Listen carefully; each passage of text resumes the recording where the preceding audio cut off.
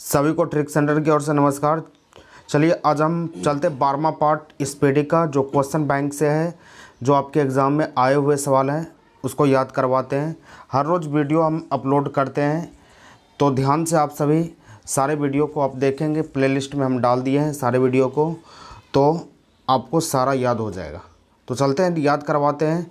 और एक बात और सूचना आपको दे देते हैं, जो ऑनलाइन क्लास नहीं करते हैं तो हर रोज़ 8 बजे ऑनलाइन क्लास होता है, तो आप ऑनलाइन क्लास कर सकते हैं। यदि आपको नहीं पता चले कि ऑनलाइन क्लास कैसे हम कर सकते हैं, तो नीचे दिए गए नंबर पर आप क्लिक करके या नीचे दिए गए नंबर पर आप फ़ोन करके कंसल्ट कर सकते हैं, ग्रुप में एडमिट हो सकते हैं, उसके बाद ऑनलाइन क्लास आप कर सकते हैं। तो चलते हैं ऊपर से आपको याद करवाते हैं। पहला नंबर सवाल है कि सूक्ष्म जीवाणुओं युक्त पदार्थों का शीतलीकरण एक प्रक्रिया है जिसका कार्य है जीवाणुओं को निष्क्रिय करना। देखिए, सूक्ष्म जीव युक्त पदार्थों का शीतलीकरण, जैसे कि कोई भी चीज़ को आप क्या करते हैं कि रखते हैं, जैसे फ्रिज में रखते हैं या फिर कोई भी चीज़ में रखते हैं, तो उसको फ्रिज में क्यों रखते हैं, फ्रीज़र में क्यों रखते हैं? ताकि वो ख़राब नहीं हो सके, ताकि वो ख़राब होकर बर्बाद ना हो सके। तो इसका वजह होता है जीवाणुओं का निष्क्रियकरण, जीवाणु जो है उस पर हमला नहीं कर सके, निष्क्रिय हो जाए, तो इसके कारण से उसका शीतलीकरण किया जाता है। चलिए अगला हम चलते हैं। कैमरे में कौन सा लेंस उपयोग किया जाता है? फ़ोटो खींचने के लिए जो कैमरा होता है उसमें उत्तल लेंस का प्रयोग हम करते हैं। कौन सा लेंस का प्रयोग करते हैं? उत्तल लेंस का प्रयोग करते हैं, इसको याद रखना है। कैमरे में कौन सा लेंस होता है? उत्तल लेंस। ऊपर चलते हैं। एक स्वतंत्र रूप में लटका हुआ चुंबक सदा स्थिर होगा, यानी कहने का मतलब है कि चुंबक आपके पास है, यदि उसको लटका के घुमा दिया जाए तो हर हमेशा उत्तर दक्षिण दिशा की ओर दिखेगा। उत्तर दक्षिण की ओर दिशा की, जैसे इसको आप घुमा देंगे, रोटेट कर देंगे, उसके बाद छोड़ देंगे तो स्थिर होते होते वह उत्तर दक्षिण दिशा की ही बताएगा। तो इसका मतलब है कि याद रखेंगे कि स्वतंत्र रूप से, यानी कि किसी भी प्रकार से उसको झुला दीजिए तो चुंबक सदा उत्तर दक्षिण दिशा की ओर आगे रुकेगा, इसको याद रखना है। अगला हम चलते हैं। अगला सवाल है, यदि लोलक की लंबाई 4 गुनी कर दिया जाए तो झूलने का समय क्या हो जाएगा? दुगनी हो जाएगी। लोलक की लंबाई को 4 गुना करेंगे तो झूलने का समय जो होगा दुगना हो जाएगा। झूलने का समय दुगना हो जाएगा, इसको याद करना है कि 4 गुना करेंगे तो दुगना होगा, उसका आधा होता है। तो याद रखेंगे इस प्रकार से कि 4 गुना किए तो 2 गुना हो गया। उसके आगे चलिए, आगे आपका सवाल है कि एक वस्तु को कहाँ रखा जाए ताकि उसकी एक मूल तथा आभासी प्रतिबिंब बने। जैसे आप दर्पण में पढ़ें, लेंस में पढ़ें, इस तरह से रहता है। अब उसके बाद बोला जा रहा है कि एक वस्तु को कहाँ रखिए, यहाँ फोकस होता है, या वक्रता त्रिज्या को हम C से डिनोट करते हैं, या 2F इसको बोल सकते हैं। तो बोला जा रहा है कि कहाँ पर आप वस्तु को रखेंगे, फोकस पर रखेंगे या वक्रता त्रिज्या पर रखेंगे, आपको सोचना है। तो सोचिए, आप याद कीजिए, 10वां में आप पढ़े होंगे, इंटर में भी पढ़े होंगे कि जब ये दर्पण है, दर्पण में जब हम यहाँ वस्तु को रखते हैं फोकस पर, तो इसके ये छोटा प्रतिबिंब देता है, लेकिन यहाँ बोला कि मूल प्रतिबिंब दे। मूल प्रतिबिंब मतलब जितना उसका ऊंचाई उतना ही ऊंचाई दे। तो वक्रता केंद्र पर जब हम किसी वस्तु को रखते हैं तो याद कीजिए कि जितना बड़ा वस्तु है उतनी ही इसका प्रतिबिंब बनता है, जितना बड़ा वस्तु उतना ही प्रतिबिंब का उसका परछाई बनता है। तो आप याद रखेंगे कि वक्रता केंद्र पर रखने से मूल प्रतिबिंब बनेगा, यानी जितना बड़ा प्रतिबिंब होगा उतना ही उसका, जितना बड़ा वस्तु होगा उतना ही बड़ा प्रतिबिंब होगा। तो वक्रता त्रिज्या को हम बोलते हैं कि 2F मतलब होता है फोकस दूरी की दुगनी लंबाई। यहाँ से यहाँ फोकस दूरी जितना होता है उतना ही लंबाई यहाँ से लेकर यहाँ तक होता है। तो यहाँ से लेकर यहाँ तक हो गया, तो इसका मीनिंग्स हो गया कि F यहाँ तक और फिर F यहाँ तक, तो कुल मिलाकर हो गया 2F मतलब क्या हो गया? दुगनी फोकस हो गया। इसका मीनिंग्स हो गया कि फोकस की दुगनी लंबाई पर हम रखेंगे, या इसको हम बोल सकते हैं वक्रता त्रिज्या पर भी रखेंगे, वक्रता केंद्र पर भी रखेंगे तो मूल प्रतिबिंब बनेगा। इसको याद रख सकते हैं। अगला हम चलते हैं। अगला सवाल है आपका, धातु किस प्रकार गर्म किया जाता है? धातु चालन प्रक्रिया द्वारा गर्म किया जाता है। चालन, संवहन, विकिरण, बहुत सारे चीज़ होते हैं। तो धातु किस प्रक्रिया द्वारा गर्म किया जाता है? चालन प्रक्रिया द्वारा गर्म किया जाता है। अगला बढ़ते हैं कि वस्तु कि आर्द्रता मापने के लिए किस यंत्र का प्रयोग हम करते हैं, बस तो नहीं होगा, आर्द्रता मापने के लिए किस यंत्र का हम प्रयोग करते हैं, ये प्रिंट हो गया, गलत हो गया। आर्द्रता मापने के लिए किस यंत्र का हम प्रयोग करते हैं, हाइग्रोमीटर, हाइग्रोमीटर का प्रयोग हम करते हैं, इसको याद रखना, हाइग्रोमीटर। आगे चलते हैं, किस घर्षण का मान सबसे कम होता है, लोटनिक घर्षण। इसको कैसे याद रखेंगे, घर्षण, जैसे घर्षण मतलब होता है कि घर्षण के कारण कोई भी वस्तु रुकता है। जैसे आप सोचिए कि आप साइकिल चला रहे हैं, साइकिल चला रहे हैं, तो साइकिल चलाने के बाद आप सोचिए कि आप ऊंचे ढलान पर चल रहे हैं, ऊंचे ढलान पर चल रहे हैं, तो आपका साइकिल में जो होता है घर्षण जो होता है वो ज़्यादा लगता है। इसका मतलब होता है कि ऊपर चढ़ने में ज़्यादा ताकत लगता है, घर्षण ज़्यादा कम कर रहा है। लेकिन आप जब इस तरह से नीचे, ऊपर से नीचे आते हैं, इस तरफ चलते हैं तो ज़्यादा लगता है। अगर ऊपर से नीचे आते हैं आप, इस तरफ से ऊपर से जब नीचे आते हैं तो आप फटाफट नीचे उतर जाते हैं। तो लोटनिक मतलब क्या, लुढ़कना, अपने आप चलना शुरू हो जाता है। तो यहाँ घर्षण कम हुआ तब ना आपका चक्का स्पीड से चलना शुरू हो गया, ऊपर से नीचे आना शुरू हो गया। तो आप याद रख सकते हैं, लोटनिक घर्षण जो होता है उसमें क्या होता है कि मान कम होता है, घर्षण का मान कम हो जाता है। उसके अलावा जो होता है, दूसरा जो होता है उसमें आपको ऊपर जब चढ़ते हैं, दूसरा घर्षण में सबसे ज़्यादा मान होता है। तो लोटनिक घर्षण में सबसे कम, लोटनिक मतलब लुढ़कना, लोटनिक मतलब लुढ़कना, आप याद रख सकते हैं। अगला बढ़ते हैं, अगला दिखाते हैं आपको। अगला है आपका सवाल कि घोड़ा एकाएक चलना शुरू कर दे तो उस पर बैठा हुआ सवारी गिरने का डर होता है, इसका वजह क्या होता है। बोला जा रहा है कि घोड़ा एकाएक चलना शुरू कर दे, घोड़ा जब है तो एकाएक चलना शुरू कर दे, और घोड़ा पर जब बैठा हुआ आदमी है, जब इस पर बैठा हुआ आदमी है तो वो पीछे की तरफ झुक जाता है या फिर गिरने का डर रहता है। इसका वजह क्या होता है कि वह विराम जड़त्व, उसका जड़त्व जो होता है उस पर जो बैठा होता है, आप बैठे हुए हैं, एकाएक घोड़ा चलना शुरू कर देता है। तो आप सोचिए कि आप पीछे मुड़ जाते हैं, पीछे गिरने लगते हैं, इसका वजह होता है विराम। विराम मतलब क्या, आप रुके हुए हैं, तो उसको हम बोल सकते हैं विराम जड़त्व के कारण, विराम जड़त्व के कारण गिरने का डर होता है, इसको याद रखना है। घोड़ा को छोड़िए, साइकिल पर ही आप बैठे हुए हैं, मानिए कि साइकिल पर बैठे हुए हैं और साइकिल एकाएक कोई खींच दे, साइकिल एकाएक कोई खींच दे तो आप पीछे आ जाते हैं, आगे नहीं आके पीछे आ जाते हैं, गिरने का डर होता है, गिरने लगते हैं, गिर जाते हैं। इसका वजह होता है विराम जड़त्व, आप रुके हुए हैं, रुकना मतलब विराम होता है जड़त्व, विराम जड़त्व के कारण। अगला चलते हैं, जल पृष्ठ पर लोहे के टुकड़े न तैरने का कारण क्या होता है। कोई जल है उस पर लोहा, जैसे यहाँ पर समुद्री जल है, पानी है, इस पर कोई लोहा का टुकड़ा हम यहाँ से ऐसे डालते हैं, वह तैरता नहीं है, वो सीधे नीचे चला जाता है। लेकिन कोई दूसरा चीज़, कोई बड़ा जहाज़ हम देते हैं यहाँ पर, जहाज़, नाव या कुछ भी रहता है, वो तैरता है। इसका वजह क्या है वो हम बताते हैं कि इसका वजह होता है कि लोहे द्वारा विस्थापित जल का भार लोहे के भार से कम होता है। जैसे लोहा द्वारा विस्थापित, जैसे लोहा जैसे यहाँ पर गिरा पानी में गिरा, ये जो विस्थापित पानी को जो हटाया, पानी को जैसे ऐसे इस तरफ दोनों तरफ जो फाड़ने के बाद जो विस्थापित पानी हुआ तो उसका जो भार जो है लोहे के भार से कम हो जाता है, इस वजह से वो डूब जाता है। अगर लोहे द्वारा विस्थापित पानी का भार ज़्यादा रहता, लोहे के भार से ज़्यादा हो जाता तो वो तैरना शुरू कर देता। यही वजह है कि वो नीचे आ जाता है। इसको हम बोलेंगे कि लोहे द्वारा विस्थापित, लोहा गिरा रहे तो लोहे द्वारा विस्थापित जल का भार लोहे के भार से कम होता है, इस वजह से डूब जाता है। आगे चलते हैं, अगला दिखाते हैं, दांत के डॉक्टर द्वारा किस लेंस का प्रयोग किया जाता है। अवतल लेंस का प्रयोग करते हैं, दांत का डॉक्टर जो होता है अवतल लेंस का प्रयोग करता है, इसको याद रख सकते हैं, अवतल लेंस का इस प्रयोग करेगा। आगे हम चलते हैं, आगे सवाल आपका है, पीतल एक मिश्र धातु है जबकि वायु एक मिश्रण है।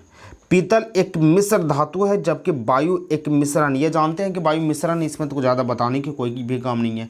आँख का अंदरूनी यानी पीछे का पृष्ठ कहलाता, आँख का अंदरूनी भाग या पीछे का पृष्ठ कहलाता है दृष्टिपटल या रेटिना। दृष्टिपटल या रेटिना बोल सकते हैं, या ये होता है दृष्टिपटल या रेटिना, इसको हम बोल सकते हैं। अगला हम चलते हैं, अगला है, पहाड़ों पर पानी किस ताप पर उबलता है 100 डिग्री सेल्सियस से कम, 100 डिग्री सेल्सियस से कम रहेगा तो पानी उबलना शुरू कर देगा।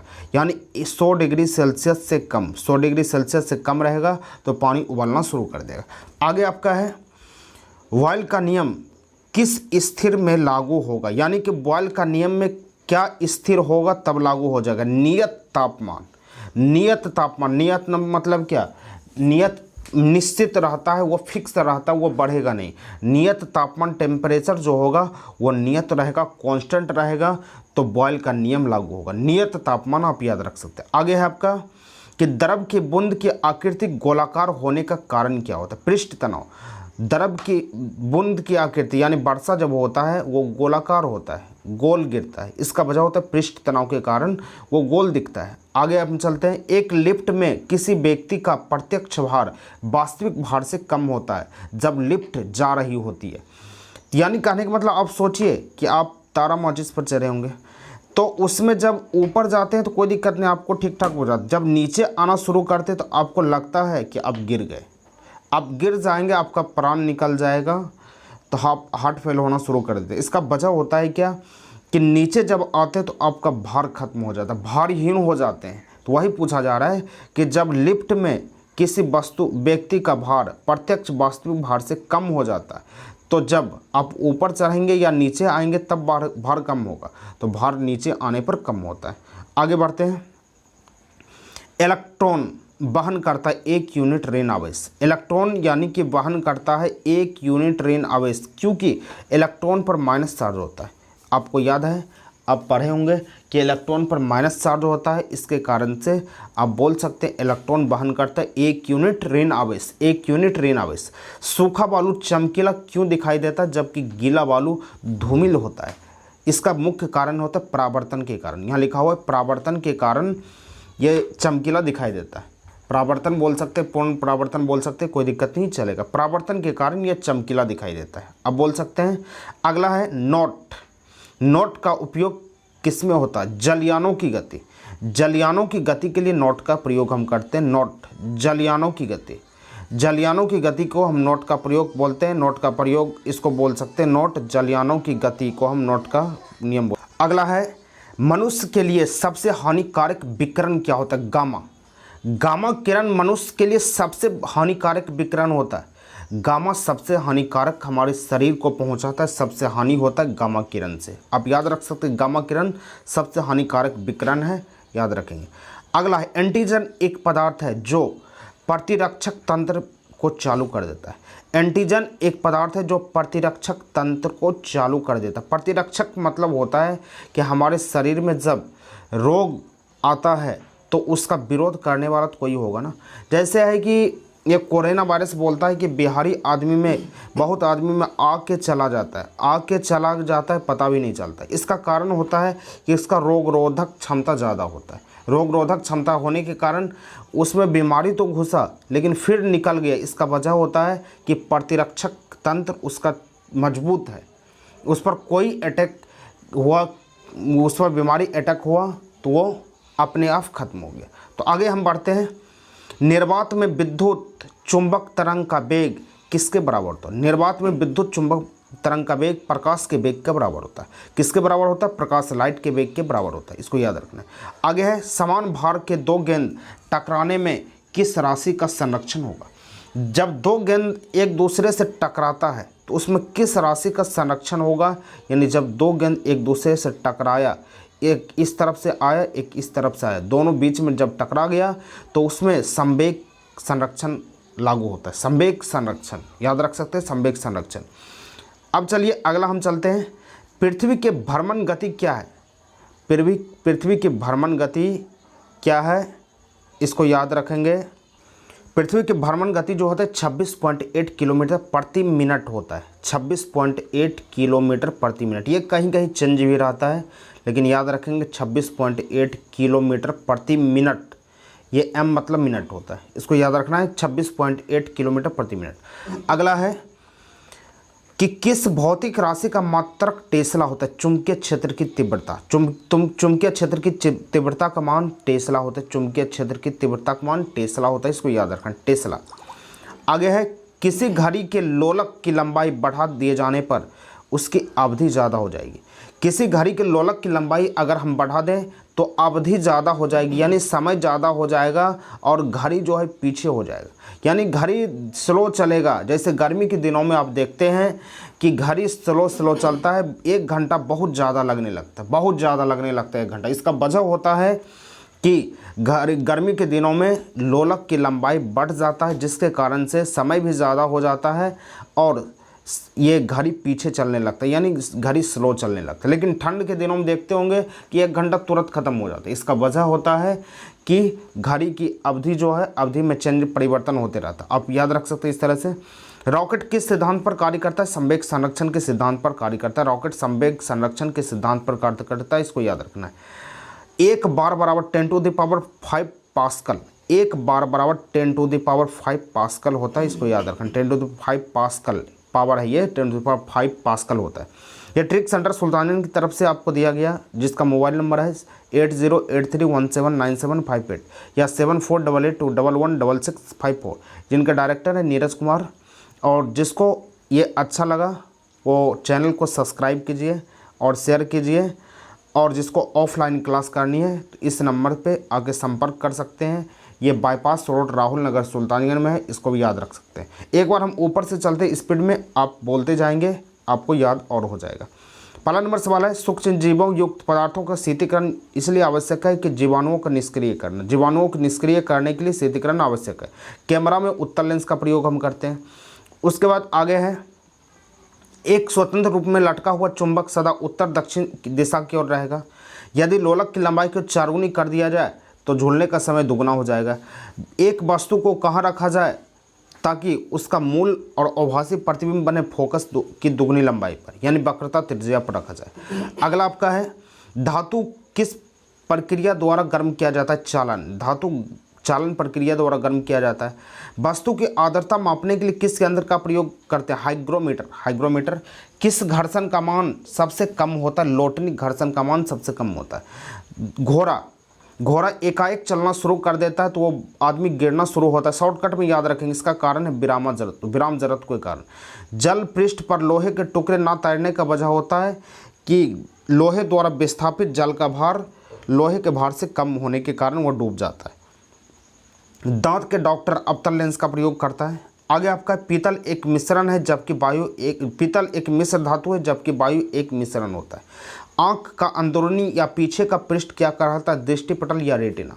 पहाड़ों पर पानी किस ताप पर उबलता है? 100 डिग्री सेल्सियस से कम। 100 से कम डिग्री सेल्सियस पर वो बोलना शुरू करता है। बॉयल का नियम नियत ताप पर। बॉयल का नियम किस पर? नियत ताप पर। आप बोलते जाएंगे, आपको याद होते जाएगा। आगे है, द्रव की बूंद गोलाकार होने के कारण पृष्ठ तनाव होता है।